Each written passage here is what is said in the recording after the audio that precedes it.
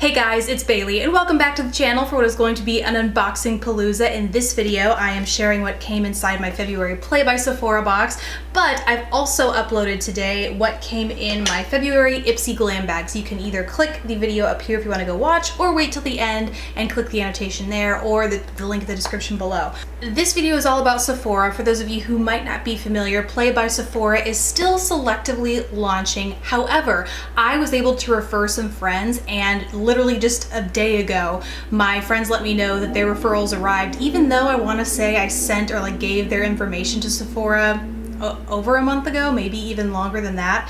So I do think they are slowly rolling it out. So something to keep in mind as that's happening is that this is a $10 a month service, just like IPSY, and it can come with full-size products. You'll see that this month actually is it includes a full size. However, for the most part, they include kind of smaller items, which some people feel like that's not enough from Sephora, and other people, in fact, pointed out in an earlier Play by Sephora box that these are really like 100-point perks. So in order to get this with a purchase, you have to have already purchased $100 from Sephora. So to get even these kinds of products for $10 a month, it still amounts to a considerable amount of purchases that you didn't have to make in order to get to try these samples, if that makes any sense. So just to give you a little bit of context around this month's box, and then each box has a theme. This month's is Now or Later, and you do get a kind of booklet each month with where each page goes over the products, the ingredients, the benefits, how you're supposed to use it, tips for using it, and at the end you get this play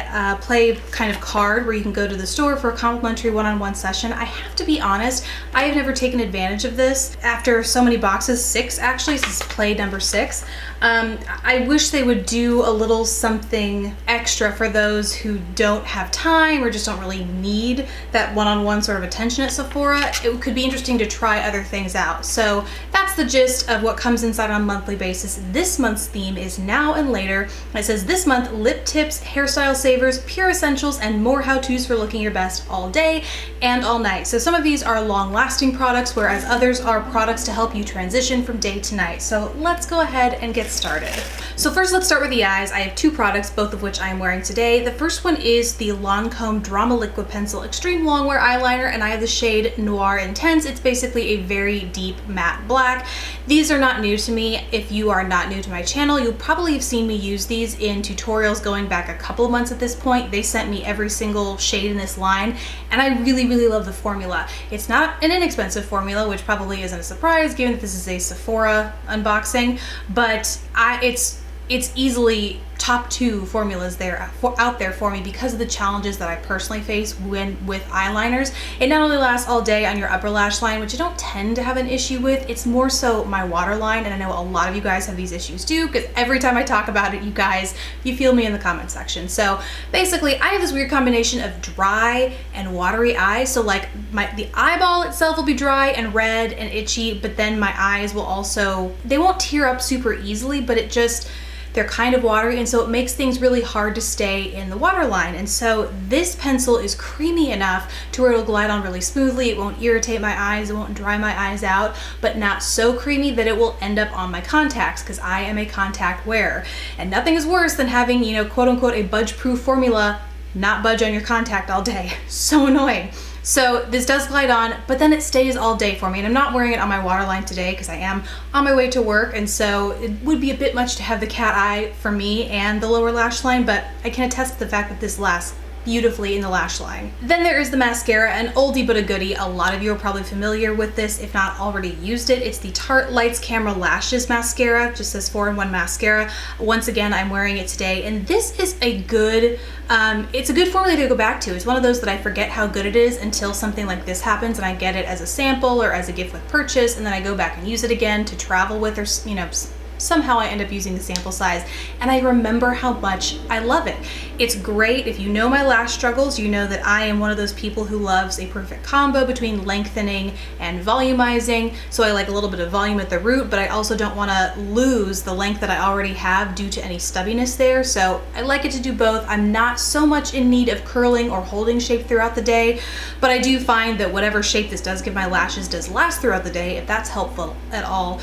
But really, I just find it's a great great steadfast formula. It doesn't flake, smudge, or budge, and it really does add some drama to my lashes. And I keep feeling my lashes like this because I've been super aware lately of just like how heavy and crunchy mascaras make my lashes feel. And so because I haven't used this in forever, I'm trying to compare it to what I have been wearing recently, which is this one from Rimmel, the Super Curler. I will say that the Tarte feels a little bit crunchier, kind of thicker, heavier on my lashes, whereas the Super Curler, I find I get that same kind of volume without them feeling so stiff and crunchy.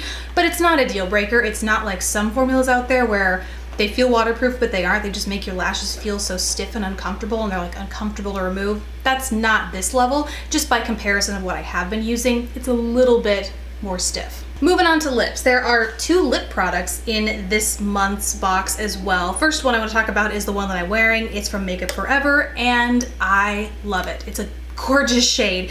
It's a lipstick from them. It's their Rouge Artist Natural, and it's in the shade N9. This is one of those where Makeup Forever doesn't have an exact shade or like a name, it's just a number, so it's N9 neutral, obviously, but it has these it's dusty, rosy, pinky, it's like mauve, but it has these beautiful tones of soft brown in it. It's a Your Lips But Better shade for me, definitely. And this is a formula that I don't think I've tried from them, or if I have, I think I tried a matte lipstick from them, and it lasts. It's a heavier formula. It feels very thick on the lips, but it can be a little bit drying. This is very moisturizing. You can see it has kind of a balmier finish, very comfortable on the lips. However, the lasting power isn't quite there, I think, because of all those properties. So this is a great alternative, and it's very opaque. I mean, it doesn't take, you know, a whole lot of passes over the lips to get complete coverage, and you can see once it's on, it is totally opaque. So far, I've really been liking it, especially as far as like nourishing, hydrating lipsticks go.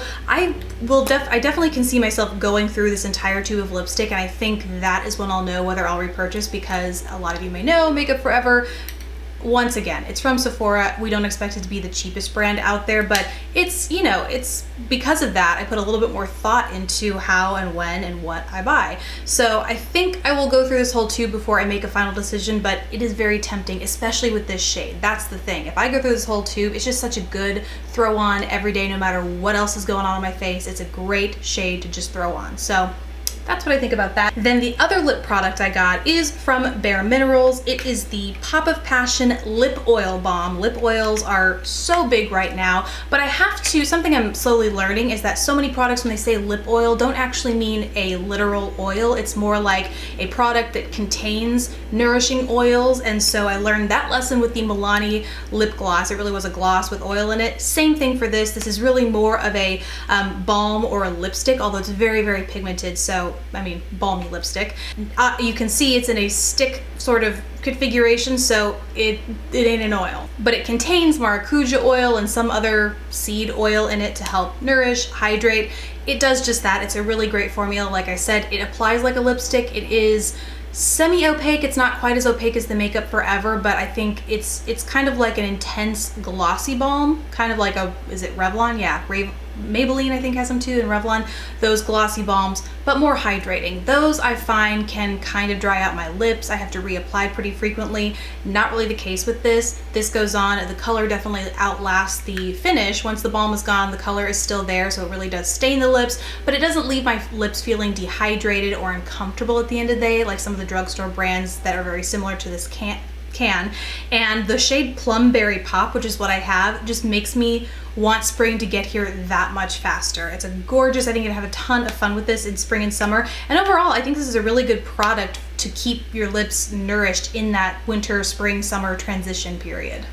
2 more products here. This was easily the best deal in this month's box, or maybe the best deal ever in these boxes, and it is a full-sized, it's the smaller of 2 full sizes of Bumble & Bumble's Pret-A-Powder. It's equal parts dry shampoo, style extender, and volume in a pinch. Basically, it is a hair powder that you can use to add volume or texture or wick away excess oil if you're working with second and third day hair. I personally am working with second day hair and post-workout hair, and so I sprayed some dry texturizer in it. I blow dried it.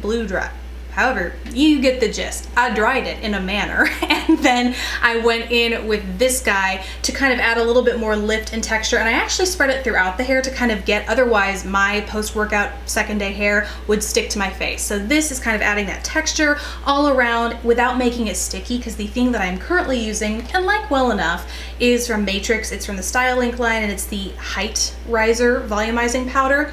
These are very, very similar. They're powders that you place on your hair, but the BB or the Bumble and Bumble is a little bit more finely milled, and there's something in it that makes it less sticky. This is more like a true powder, whereas the Height Riser has, when I put it on my hair, even if it's completely dry and I'm not using it to wick away moisture, can develop kind of a sticky texture. So it has some hold to it, which is good, but sometimes I'm not looking for hold, I'm just looking for volume, and that is where I find the Bumble and Bumble is great.